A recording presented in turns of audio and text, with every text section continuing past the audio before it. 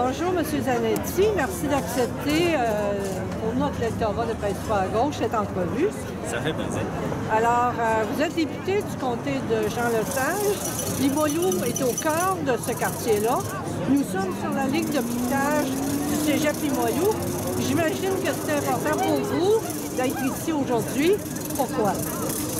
C'est important parce que l'offre qu'a fait le gouvernement aux 420 000 travailleuses et travailleurs du secteur public, elle n'est pas suffisante pour maintenir leur pouvoir d'achat, elle va les appauvrir. Et c'est une attaque à la classe moyenne au Québec. Et si on laisse faire ça, ben c'est non seulement, oui, les conditions de travail, les conditions de vie des travailleurs et des travailleuses, mais c'est aussi les conditions des services publics du Québec. C'est les conditions du système d'éducation, les conditions de soins qu'on va avoir dans les hôpitaux. Alors pour tout ça, pour toutes ces raisons-là, c'est extrêmement important. D'être ici aujourd'hui. Une question un peu délicate. Le gouvernement Legault offre 21 aux policiers, 30 d'augmentation aux députés. Cela a suscité beaucoup de grogne dans tout le personnel du secteur public. Qu'est-ce que vous répondez à ces frustrations-là, à cette situation? Bien, moi, je partage à 100 le sentiment d'injustice, l'augmentation de 30 que les députés ont eu. Moi, pour ma part, j'en ai donné la totalité, puis je vais continuer à le faire chaque année. Ça n'a pas de bon sens c'est ça, de ne pas donner en fait au minimum l'inflation comme augmentation, puis sans compter toutes les autres conditions de travail qui déterminent aussi les surcharges, les épuisements professionnels, les conditions de soins, les conditions du système d'éducation également. Donc l'indexation au coût de la vie, des salaires est importante. Oui, c'est ça, il faut que ça suive. Là. Sinon, il y a une détérioration. Si c'est le choix politique que veut faire le gouvernement, ben c'est pas bon.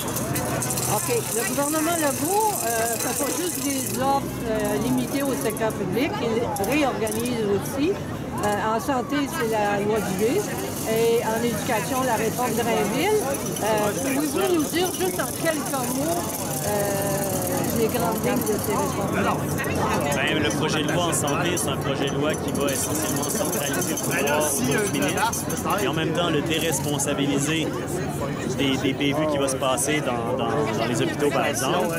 Et ça va paver la voie à une grande privatisation des services. On va se recruter parce qu'il y a un pick-up qui va passer. Parce que justement, ça va faciliter la sous-traitance. Alors, la sous-traitance, ben, ça va amener d'une part une hausse de coûts dans le système de santé, comme on le voit avec les agences de placement de personnel à l'heure actuelle. On le voit exactement la même chose. Puis en même temps, ben, une baisse potentiellement une baisse des conditions de travail des travailleurs et des travailleuses de la santé. Oui, ça touche les sages-femmes aussi. C'est ça. Mais là, on est au cœur du quartier Limoilou. Il faut vous poser une question sur la qualité de l'air. Vous défendez avec acharnement la qualité de l'air. La Fondrione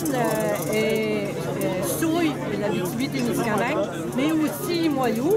Alors, est-ce qu'il y a des actions qui sont à venir sur cette question-là?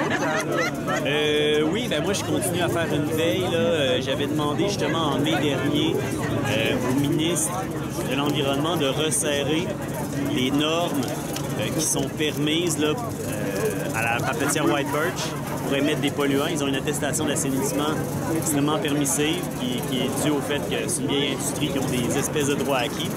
Alors nous, on continue de se battre contre ça. On surveille de façon permanente aussi le dossier du port, les dépassements qu'il y a là. Jusqu'ici, le ministre de l'Environnement a donné aucune contravention au port de Québec pour les dépassements de la norme de nickel qu'il y a eu dans la dernière année. Ça, c'est inacceptable. On va continuer de talonner là-dessus. Merci beaucoup. Ça fait plaisir. Merci à vous.